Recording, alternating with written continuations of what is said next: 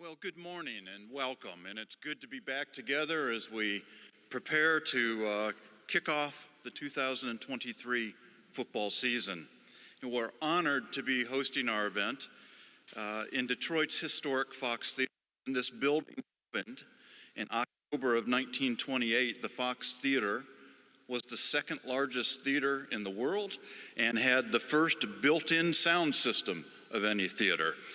It has hosted numerous shows and events since that time, including top performers such as Elvis or the Supremes or Smokey Robinson, Frank Sinatra, Bruce Springsteen. Basically, anybody who is anyone has played here. And so today, the Mid-American Conference and MACtion takes center stage at the Fox Theater. Please join me in welcoming two new head coaches to the Mid-American Conference, Kenny Burns from Kent State and Lance Taylor from Western Michigan.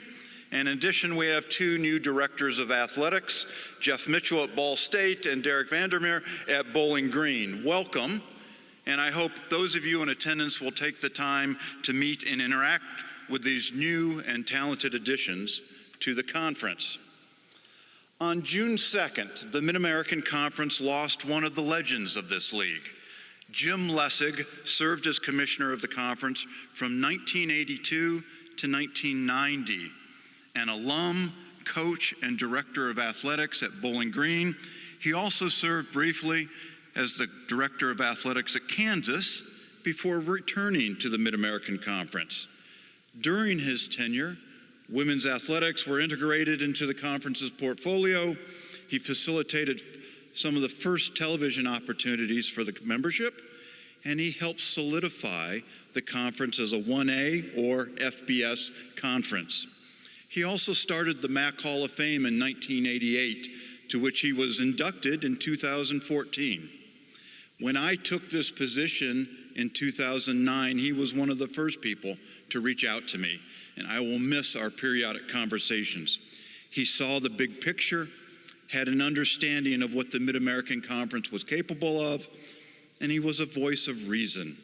Jim Lessig has been and will remain a significant presence in the past, present, and future of the Mid-American Conference. This season, a handful of rules changes are aimed at more efficient management of the game. They include prohibiting consecutive timeouts and not extending the first or third quarters for an untimed down if the quarter ends in a defensive penalty. Additionally, except for the final 2 minutes of both halves, the clock will not stop for a first down. The purpose behind the rule changes is to modestly reduce the number of plays in a game and to decrease overall game time. There will also be a focus in our conference on the officials and game management, being vigilant in managing the game in a proficient manner, making sure the play clock is moving immediately after the conclusion of a timeout, kicking off as the clock hits zero at the beginning of both halves, getting the ball reset, and resuming the play after an incomplete pass. Administrative productivity by our officiating crews will play an important part in this area.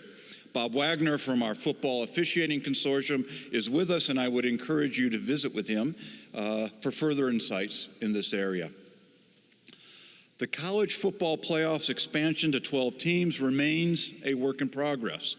The management committee, which is the 10 FBS commissioners and the director of athletics at Notre Dame, are meeting regularly to work on the myriad of details that must yet be worked out.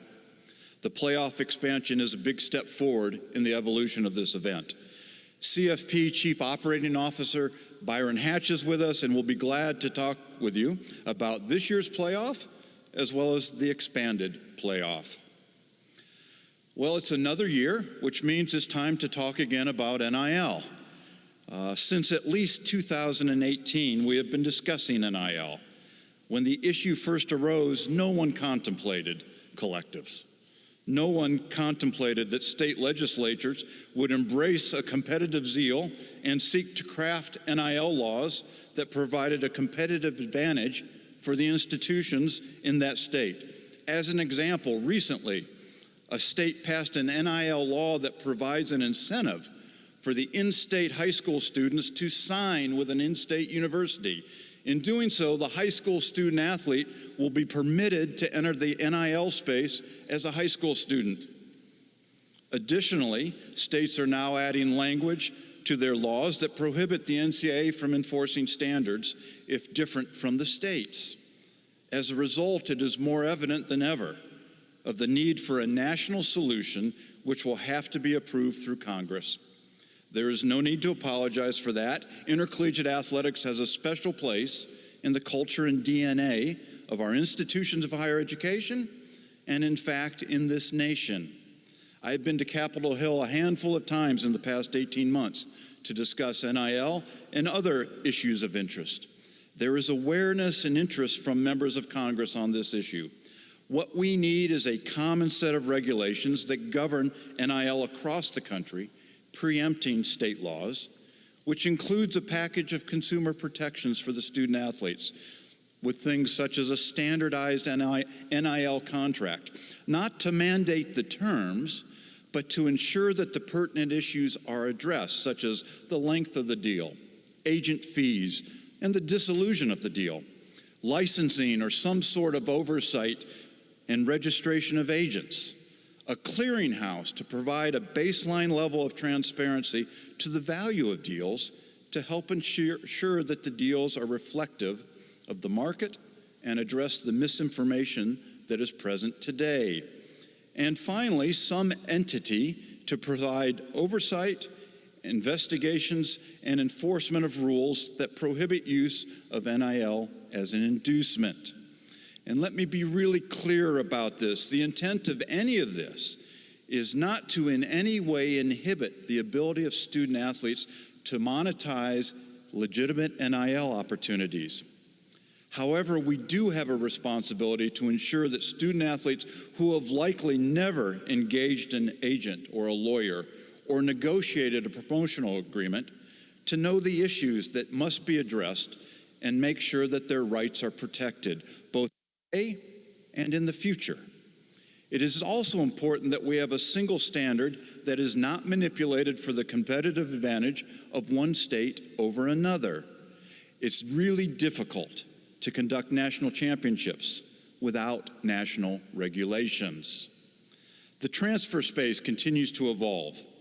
Earlier this year, the membership of the NCAA reapproved a narrowing of the waivers that may be used to gain immediate eligibility beyond the initial one-time transfer exception. This has received little notice. If the association does not provide waivers at will, as has occurred in the past, there will be fewer transfers, which will be beneficial to the student athletes from an academic perspective and provide more stability for team rosters. Student athletes should have the ability to attend the institution of their choice. However, once a student athlete is transferred once, absent special and unique circumstances, the student athlete should sit a year in residence before being eligible to compete. It is time for the NCAA membership to rethink the blanket waivers that have been provided the past 2 years on initial counter limits. While the prior limit of 25 annual signees was too stringent, no limits are an example of the pendulum swinging too far the other way. When a coach departs, there will be a number of student athletes who transfer, which made the initial signing limit of 25 too low, as it simply did not provide room to get the roster up to full strength. By the same token, we now have seen an example of a new coach coming in and moving out a majority of the team so he could bring in a different set of student athletes. Regardless of whether a coach leaves on his own or is released, the institution has a responsibility to the student athletes who are left behind. Since 2018, when the U.S. Supreme Court granted states the ability to offer legalized sports wagering, 37 states have enacted laws to permit some form of wagering. Every state across the Mid-American Conference footprint has approved sports wagering. While sports wagering is probably as old as sport itself, and where it once existed illegally in back rooms, today it's available on your cell phone or in many of the arenas and stadiums that we play in. And it is a state-sanctioned, state-regulated activity. The conference and its member institutions have a responsibility to help ensure the integrity of our contests. We do that in a variety of ways. Education of the participants, student athletes, coaches, administrators, support staff, to understand the do's and don'ts around sports wagering. And it's pretty straightforward. Don't do it.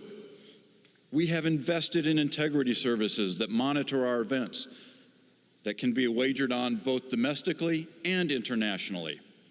The events of this past spring and summer, when we saw coaches and student athletes and even professional athletes ensnared in some gambling issues, should give evidence to all involved that if you do so, it will be discovered. But we also have an obligation beyond that to assist our coaches and student athletes and others if they are being harassed or intimidated by those involved in sports wagering. And by the way, that is not a new issue. Social media has made it all too easy to send messages of intimidation and hate. We will work with our membership to provide mechanisms to report such harassment and intimidation, and will seek assistance from the appropriate governmental agencies. It should be a felony to threaten student athletes, coaches, or officials for any reason. And finally, we need to make sure from a mental health perspective, we are providing support if a student athlete or coach is harassed or if they have a sports wagering addiction. This is an area that falls under our existing mental health programming. For too many years, we have heard people bemoaning the changes occurring in intercollegiate athletics. I'm now entering my 30th year as a Division I commissioner, and I cannot remember a time when change was not part of the agenda. There is a wonderful quote about change, and I don't know who to attribute it to. It's, quote, "Life is about change. Sometimes it's painful, sometimes it's beautiful, but most of the time it's both." And that is so true. Due to a host of factors, the rate of change has never been swifter, be it in intercollegiate athletics or life or society in general. It's time to stop complaining about change and embrace it.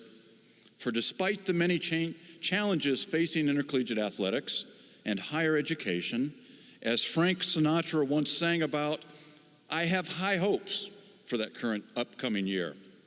We all too often romanticize the past, thinking days gone by were better than the present. We're living in greatness today. Failure for us to look forward may lead us to reject change that could in fact make us better. There exist amazing opportunities in front of us, despite the challenges and obstacles. And if it was not NIL or transfers, it was something else. There has always been a resource gap in intercollegiate athletics. It has always been a challenge to schedule home games. It has always been hard to win games, and even harder to win championships. That is the challenge, yesterday, today, and tomorrow. For 76 years, this conference, its student athletes, have done incredible things, and they will continue to do so if we dare to rise up and meet those challenges. This membership will support and lift each other up, because that is what strong, supportive, and stable conferences do. As the author Heather McGee wrote, we are greater than and greater for the sum of us. To our student athletes, to our coaches, to our fans, good luck on the upcoming season. I hope you also have high hopes for this year, and I look forward to flying the flag. Thank you for your attention this morning.